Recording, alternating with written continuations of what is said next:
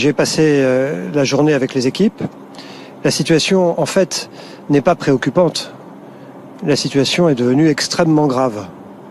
En Île-de-France, on a eu une augmentation de 40% des patients hospitalisés en réanimation en 24 heures.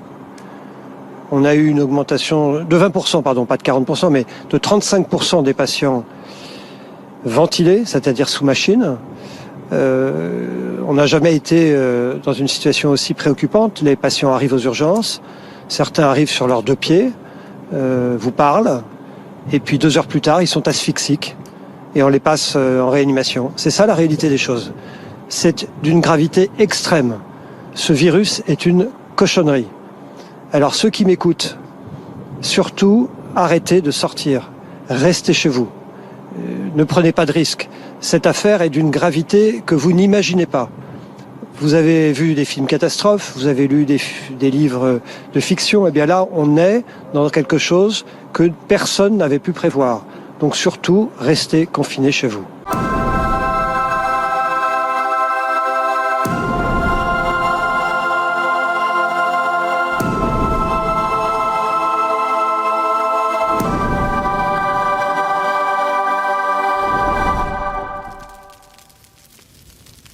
Bonjour la Fire Family, bienvenue dans cette nouvelle vidéo. Aujourd'hui, nouveau format que je vais mettre en place sur ma chaîne YouTube durant toute cette période un peu noire de notre histoire, le virus, tout ça.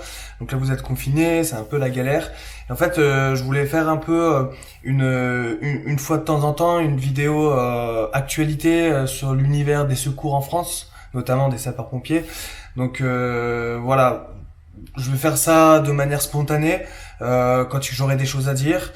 Si vous avez des choses, des infos par rapport à vos SDIS, à vos départements, à vos casernes, etc., etc., si vous avez des articles, des choses intéressantes que je pourrais partager, n'hésitez pas à me l'envoyer. Sur Instagram ou sur mes réseaux sociaux, par mail, n'importe. N'hésitez pas à me partager, même en commentaire, n'hésitez pas. Et comme ça, moi je pourrais traiter ces informations. Enfin, je dis traiter, mais c'est juste vous les partager. Je suis pas journaliste, d'accord. Enfin, vous comprenez. Je vais juste lire, analyser avec mon regard d'ex-pompier de Paris.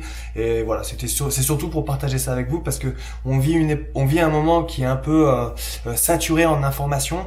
Je sais que mon audience, vous qui me suivez, vous voulez devenir pompier pour la plupart, et pour les autres, vous êtes déjà sapeur-pompier, et pour les autres, vous êtes intéressés par cet univers. Donc voilà, je vais essayer de partager avec vous les informations qui me semblent importantes.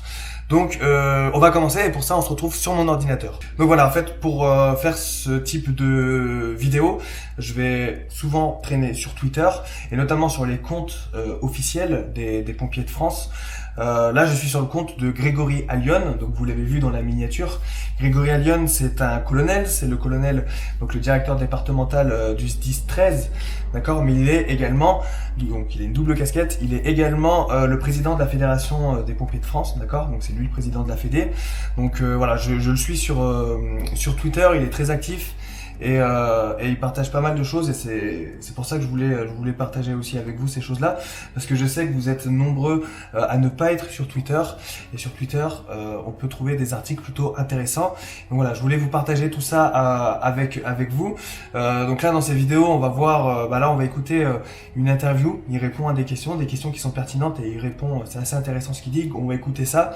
On va aussi parler, il y a eu des agressions, enfin il y a notamment eu une agression à Nice. On va voir un peu ce qui s'est passé là-bas. Il y a quasiment aucune information. Je vais vous la partager, mais il y a quasiment aucune information. Il y a aussi eu un vol dans une caserne. Donc vol pour voler du gel hydroalcoolique, très certainement.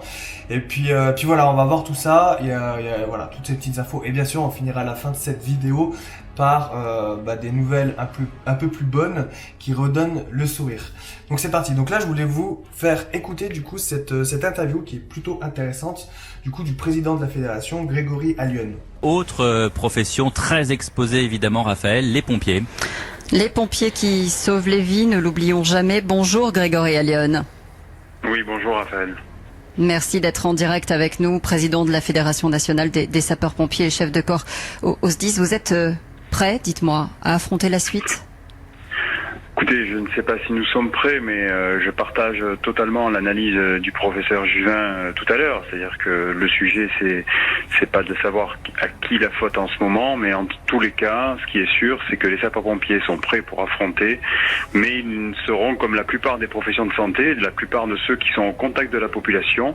Ils ont une capacité très limitée en masque, et actuellement, c'est la course au masque, c'est la course, je dirais, au blues, la course à la Charlotte, parce que on l'a vu dans le Grand Est, les sapeurs-pompiers sont les premiers au devant de la population, avec la médecine de ville, avec les infirmiers, avec tout le monde. Et oui, nous craignons cet afflux massif de victimes du Covid-19. Grégory Allione, les tensions, on a vu qu'il y avait eu des tensions ces derniers mois avec les pompiers. On a même vu des pompiers caillassés, c'est complètement ubuesque. On a vu des patrouilles de pompiers attaquées parfois dans certains endroits. Est-ce que face au coronavirus, même s'il y a de l'incivisme, comment est-ce que les Français réagissent face aux pompiers? Est-ce qu'ils se sont entre guillemets calmés? Je dirais que, vous savez, dans tout groupe humain, vous avez un pourcentage d'imbéciles, et ce pourcentage-là se révèle complètement en temps de crise. Nous avons des ambulances qui sont, en ce moment même où je vous parle, qui sont prises d'assaut parce que les gens pensent qu'il y a des masques en stock. Donc oui, nous avons cette part d'incivilité qui se révèle encore plus. Pour autant, ce que je dirais, c'est que 99% de la population soutient les héros en blouse blanche, soutient celles et ceux qui nous alimentent, soutient les sapeurs-pompiers. Et effectivement, à 20h, lorsque les uns et les autres se mettent aux fenêtres, c'est soutenir toutes ces populations de services publics, toutes ces populations d'ambulanciers privés qui concourent à la santé des territoires et à la protection de notre pays. Donc voilà, donc c'est très intéressant ce qu'il dit là, parce que on parle souvent, bien sûr, heureusement, des infirmiers, des médecins, des hôpitaux, etc., de tout le personnel hospitalier. Et en fait, c'est intéressant. Et il a retweeté aussi plus tard en répondant au Premier ministre qu'il est important aussi de penser aux pompiers, parce que les pompiers, c'est aussi ces personnes-là qui sont également pas plus que les autres, mais aussi en contact avec la population, avec les malades. Donc c'est une situation qui est compliquée pour les sapeurs-pompiers. Aussi, il faut savoir que les sapeurs-pompiers, donc, qui sont au contact des victimes, au contact de la population, le problème, c'est que si ces sapeurs-pompiers tombent malades, s'ils tombent en masse malades, ils pourront plus effectuer les missions que seuls les sapeurs-pompiers font. C'est-à-dire que là, dans notre service de secours en France, on a de la chance. C'est-à-dire que pour faire tel ou tel type d'intervention, on a différents types de secours. Par exemple, on peut avoir les associatifs, par exemple, comme la Croix-Rouge ou la Protection Civile, notamment à Paris, qui peuvent intervenir et faire du secours à victimes. Mais dans les provinces et dans les grandes villes de France, il n'y a pas forcément ces secours-là. Et s'il manque de pompiers, des effectifs pompiers, ils pourront plus intervenir sur les feux, par exemple, et sur les interventions uniquement sapeurs-pompiers. Donc c'est là la problématique. Problématique aussi, on le verra plus tard aussi dans la vidéo, mais problématique bien sûr des masques, du matériel qui forcément au fur et à mesure des jours qui passent, forcément c'est de l'usage unique. Donc du coup après les pompiers manquent de ce matériel. Donc voilà, donc on va maintenant passer à une autre information. Donc là, je remonte son fil d'actualité. Donc là, on tombe sur cette agression qui a eu lieu. Un acte d'une incroyable ineptie et totalement abjecte. Total soutien envers nos collègues du SDIS 06 qui sont dans la douleur et comme tous les autres sapeurs-pompiers de France et acteurs de la santé et de la survie de notre pays sous pression sanitaire. Voilà, c'est vraiment la grosse problématique. C'est que si en plus de ça, les pompiers ont affaire, lorsqu'ils partent sur intervention, ont affaire à des agressions, ça va pas arranger la situation. Voilà, donc là on peut voir un engin et franchement il y a juste cette photo qui tourne sur les réseaux sociaux. Là j'ai galéré à la trouver, donc là c'est sur le Twitter d'une autre personne. C'est dramatique bien entendu, parce que vous imaginez à l'intérieur il y a des pompiers, les pompiers reçoivent des pierres. On se croirait vraiment dans un film de guerre, et pourtant ils sont là que pour éteindre des feux de voiture. Donc c'est vraiment triste. 30 jeunes se sont rassemblés ce soir ont brûlé des poubelles et du mobilier et jeté des projectiles sur les forces de l'ordre, indiqué ce vendredi soir le bras droit du préfet Jean-Gabriel Delacroix.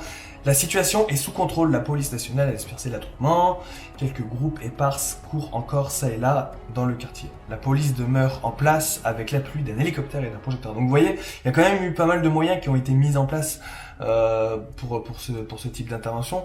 Donc c'est triste.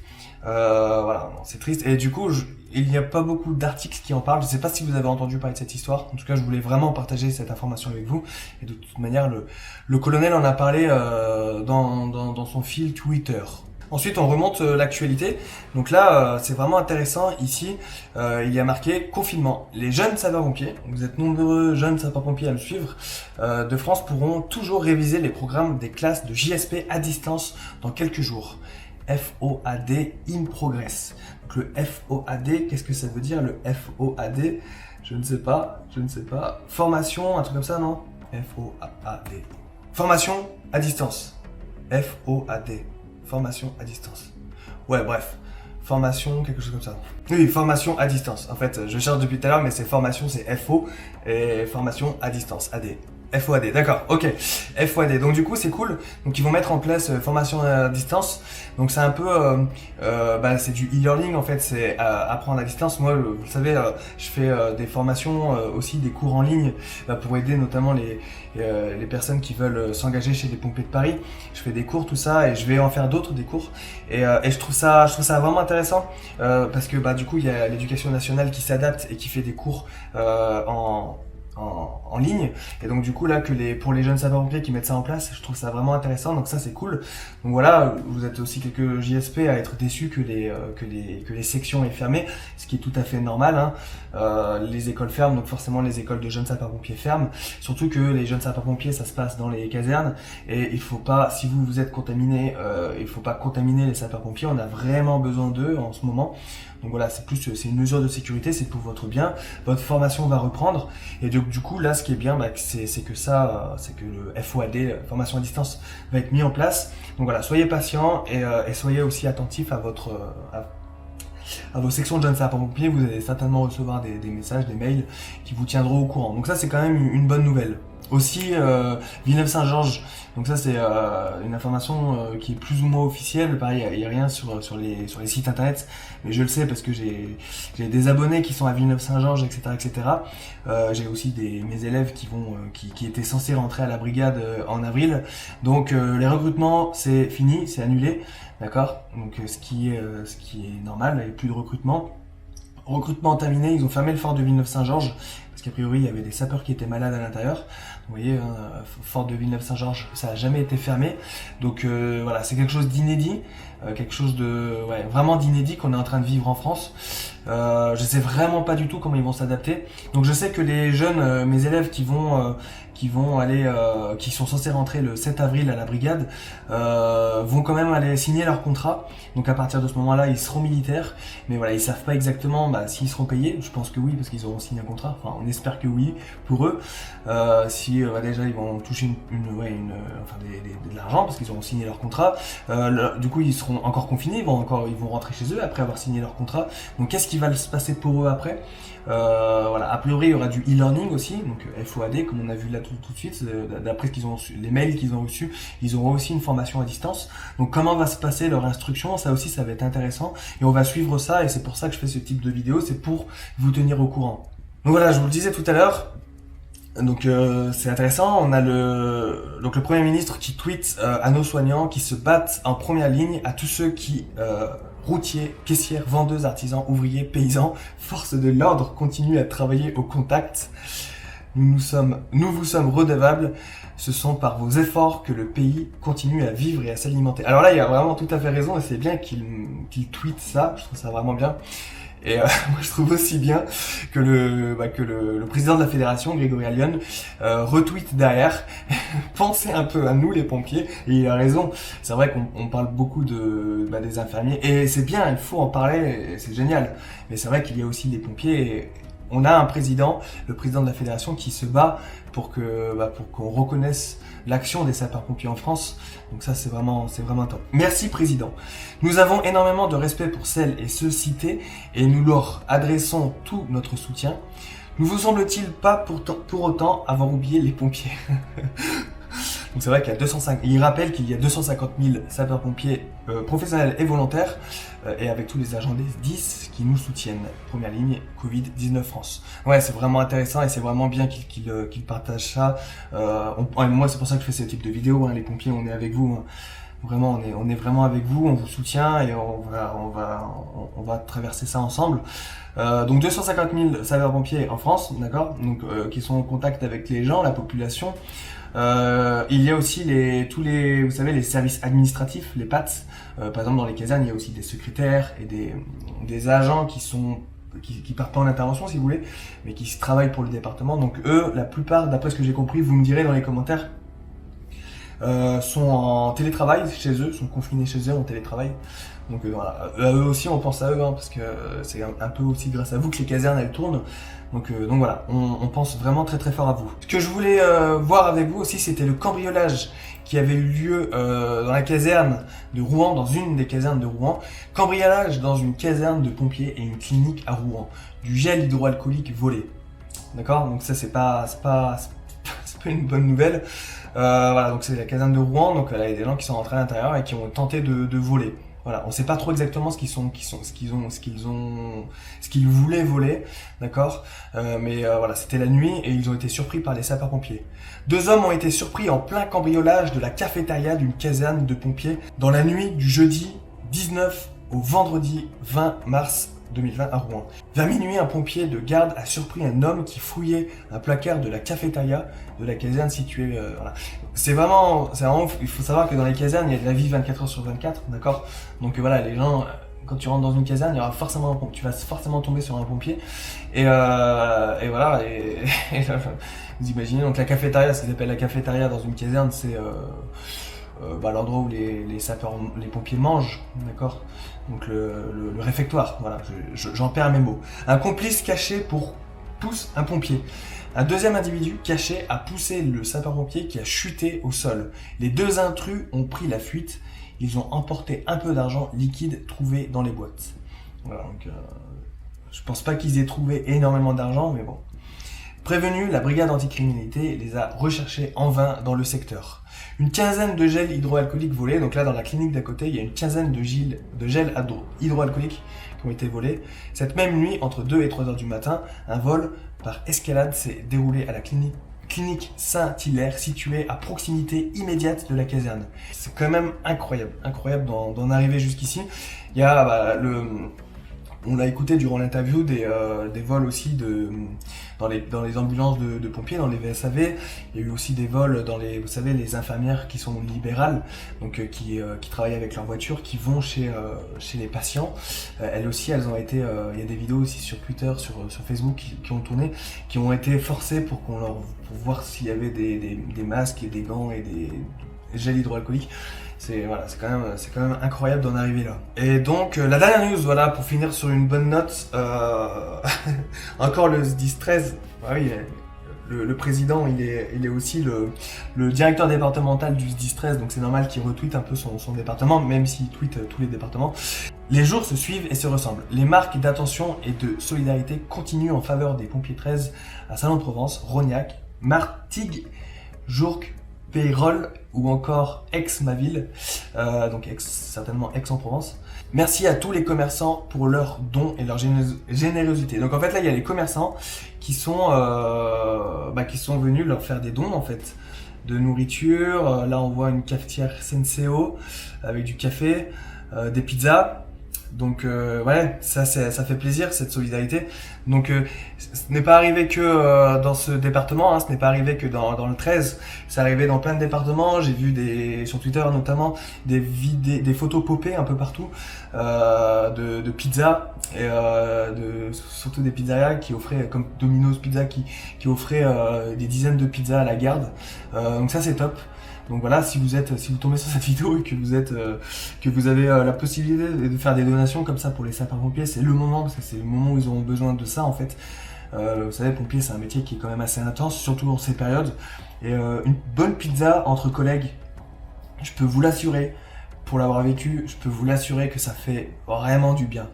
Aussi, petit tips, les pompiers, ils aiment bien les McFlurry. Donc voilà, donc, si vous voulez leur offrir des McFlurry, n'hésitez pas, ça leur fera plaisir. Donc voilà, c'était l'actualité que je voulais traiter aujourd'hui. Merci en tout cas d'avoir suivi cette vidéo. Donc c'est la première fois que je fais ce type de format. Voilà, j'espère que ça vous a plu. Je vais continuer de faire ce type de format pour vous informer. C'est vraiment important, surtout en cette période. Donc voilà, l'affaire Family. Bien entendu, l'affaire Family, je vous rappelle, si vous voulez soutenir la chaîne et en plus passer un bon moment, vous pouvez lire mon livre L'incendie de ma vie, il est dans la description. Donc voilà, vous êtes vraiment nombreux à l'avoir commencé, donc ça me fait vraiment plaisir. Ça va vous faire passer le temps. Ça va vous faire passer le temps et en plus vous allez apprendre des choses sur le métier de pompier. J'ai été pompier de Paris pendant plusieurs années et voilà, je partage toute mon expérience. J'ai été jeune sapeur-pompier, j'ai été pompier volontaire à Lyon, dans le Rhône, donc je partage tout ça. J'ai même été champion de France de grimper de corde. Je parle des quelques incendies que j'ai fait, etc., etc. Je parle de ma vie de vagabond, de voyageur, parce que maintenant je voyage. Là, je suis actuellement à Taïwan. Donc voilà, ça peut vous aider, surtout si vous voulez devenir pompier. Vous préparez pour devenir pompier, ça va certainement vous aider. Ça va vous motiver aussi, donc ça c'est le principal, surtout en ces périodes. Il faut garder la flamme, garder la foi. Et voilà. Et vous pouvez l'avoir aussi en livre audio. Voilà, c'est dans la description. Je vous explique comment l'avoir gratuitement, le livre en audio dans les oreilles. Je vous explique tout ça dans la description. Le livre audio dure 12h30. Donc voilà, ça vous laisse un peu de temps pour pouvoir écouter mon histoire. Et puis voilà, n'oubliez pas de vous abonner à ma chaîne YouTube pour suivre la suite du coup de mes vidéos, d'accord. Merci pour tout, merci pour votre soutien. N'hésitez pas à venir discuter dans les commentaires, me dire ce que vous avez pensé de cette vidéo, de ce format. N'hésitez pas aussi à mettre un pouce bleu, ça fait toujours plaisir. Et on se retrouve donc du coup la prochaine fois pour la prochaine vidéo. Merci pour tout, l'affaire Family. Rompez, que Sainte-Barbe vous protège, prenez soin de vous, restez chez vous. Et pour les sapeurs-pompiers, bon courage à vous et on pense très fort à vous. Ciao l'affaire Family.